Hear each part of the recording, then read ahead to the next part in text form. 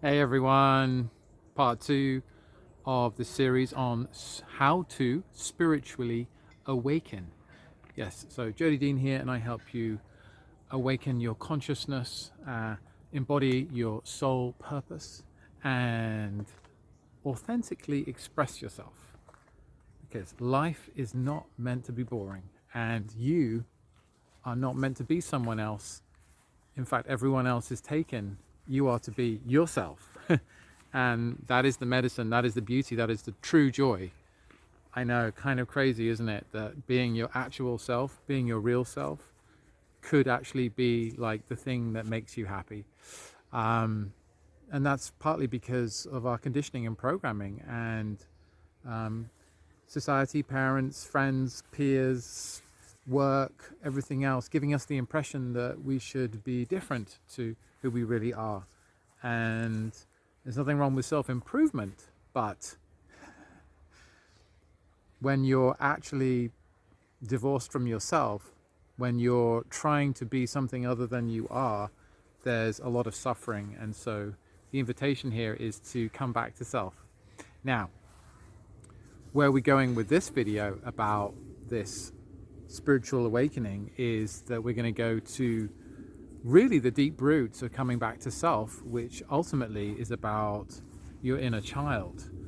The return to innocence, the return to who you really are and who you really were as a child. Because, newsflash,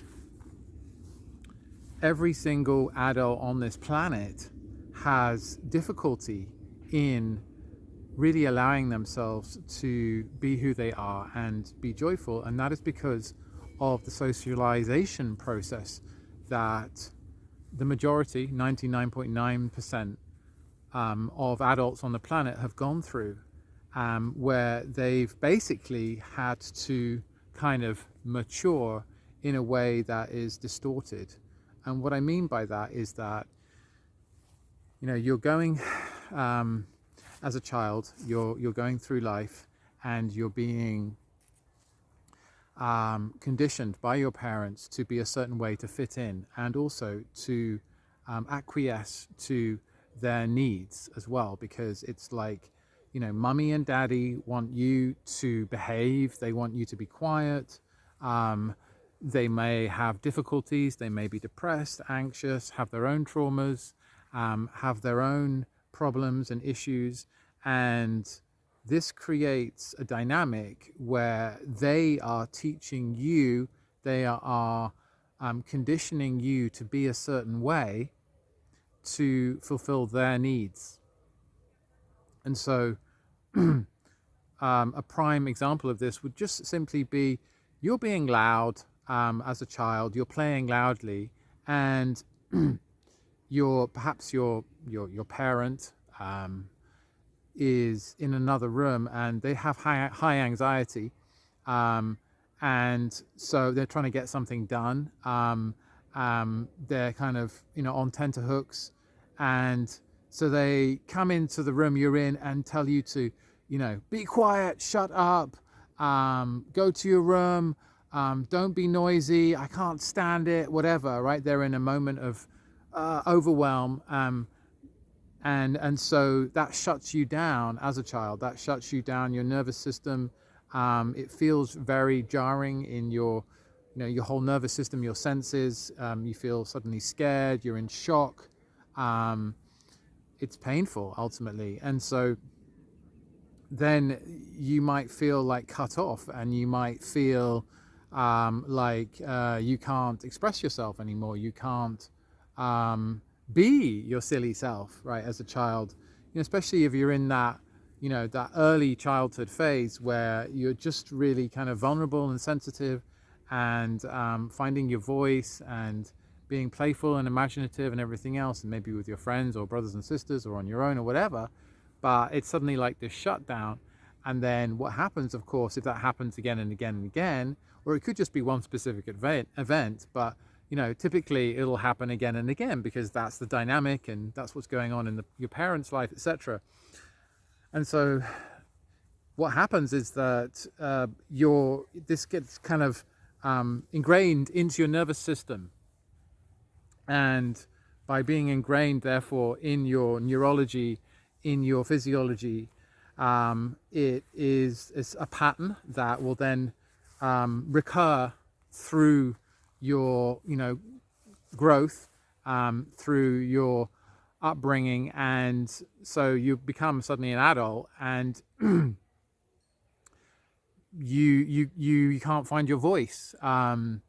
You find you can't be yourself, and you don't know why. You just feel afraid.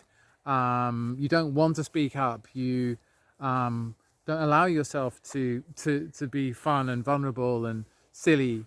And it's ultimately rooted in some patterning that's happened in your childhood, in your infancy, and could also happen in teenage years as well. But it's more likely to happen when you're younger, and so this is how it might manifest and play out. And so you're trying to kind of parent yourself and overcompensate and keep yourself small so that you don't have to feel that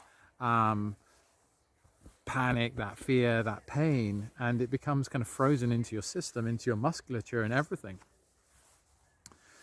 And so what to do about this? Well, and what's the relationship with awakening? Well, if we can open to that place again of wonder, of childlike innocence, of play, of expression, then we can really start to embody who we really are and allow our true nature and core essence to come out. And when this happens, there is a flow that happens in our energy field. Our life energy is uninterrupted. And so we feel this circulation of energy. It's through the earth, it's through us, it's from the heavens, it's from spirit through us, and it's uninterrupted. So that's what, when we allow ourselves to be open, when we allow ourselves to be vulnerable, sensitive again, expressive, and all of that stuff. The voice is the muscle of the soul, someone once said, and I totally concur with that. It's a beautiful thought, and it's actually really rings true. Maybe it rings true with you as well, to allow your voice to come out, your energy. It's sound, movement, emotion. It's this movement of emotion coming out of you, of motion, of energy. And so getting back to the awakening process, we need to kind of become this 0 point, this vessel, this empty vessel, for spirit to move through us, for energy to move through us, for us to open to the God source, to the all that is, and allow ourselves to be played as a flute, as a wind instrument, to be empty, so that we can be danced by creation itself. And so that is the invitation here. And you've got to, there's the great, saying in the Bible, which is basically saying that, you have to be a child in order to come to the kingdom of heaven or God or whatever, because it really is that. It's that simple. You have to heal. And the healing means emotion, feeling. It means coming into that place in yourself that is vulnerable, that is sensitive, and allowing yourself to be real and authentic and seen, and unfreezing these parts within self which are frozen up, which are in shock, and to feel that emotion, to allow yourself to cry, to emote, to allow yourself to not have it all together, to show up, to show yourself. So this is basically the the principle of what this is about, this sense of reclaiming the inner child, your innocence, and allow that light again to turn on and to shine, and release those fears. And so it does require release. It does require awareness and attention to this, and to be present to self, and to be ultimately present to your needs. So that's ultimately what this is about. I hope that was helpful.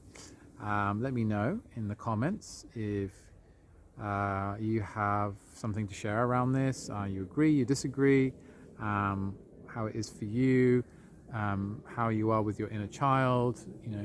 Have you addressed your inner child? Are you able to go there yet? What benefits you felt from kind of opening up to the innocence within you, and to the playfulness and the expression. And I've been through my own massive journey with this. So it's ongoing. It's always ongoing for me. So allowing myself to show up, to create, to express, to emote, to be fully who I am without trying to edit, right? And so making these videos is also part of that. And just sharing my experience and the insights that have come to me.